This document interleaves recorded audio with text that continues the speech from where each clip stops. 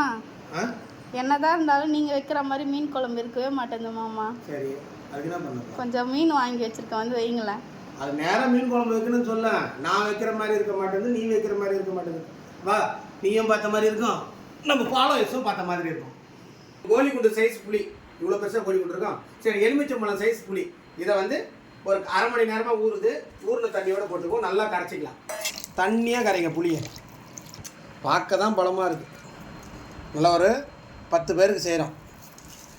மஞ்சத்தூள் என்ன எல்லாம் கையை போட்டு பேசுகிறீங்க அப்படின்னு நினைக்காது. இது எங்கள் வீட்டில் நான் சாப்பிட போகிறேன்.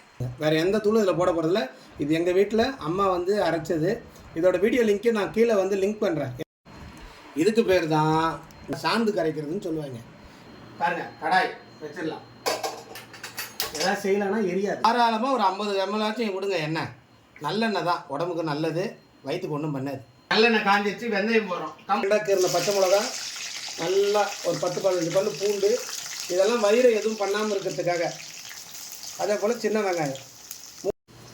இந்த மீன் குழம்புக்கு மாங்காய் போட்டு வைக்கணும். மாங்காய் போட்டோம்னா ரொம்ப சூப்பராக இருக்கும். புளி அதனால கொஞ்சம் திட்டமாக வச்சுருக்கேன். இந்த மாங்காயில் புளிப்பை ஏற்றி விட்டோம்னா குழம்பு அட்டகாசமாக இருக்கும். செவந்து வரும்போது ஒரு கொத்து கருவேப்பிலை போட்டுக்கலாம். கோல்டன் ப்ரௌனாக வதங்கிடுச்சா வெங்காயம்? செவந்த உடனே இந்த கரைச்சி வச்சுருக்க கரைசலை ஊற்றிடலாம். இப்போ ரசம் மாதிரி இருக்கா, இது குழம்பு மாதிரி மாறணும். அது வரைக்கும் கொதிக்கணும். இப்போ திக்காக குழம்பாக மாறிடுச்சு. சுத்தம் பண்ணி வச்சா காணாங்கழுத்தி மீன் இதில் போட்டுக்கலாம். குழம்பு வச்சு முடிச்சிட்டேன். எப்படி வந்திருக்குன்னு பாருங்கள். ஃபினிஷிங் அழகாக இருக்குது. டேஸ்ட் எப்படி இருக்குங்கிறதையும் பார்த்துருவோம். ரொம்ப அருமையான ஒரு குழம்பு. கார சாரமாக புளிப்பாக அட்டகாசமாக இருக்குது. எச்சு விடுது.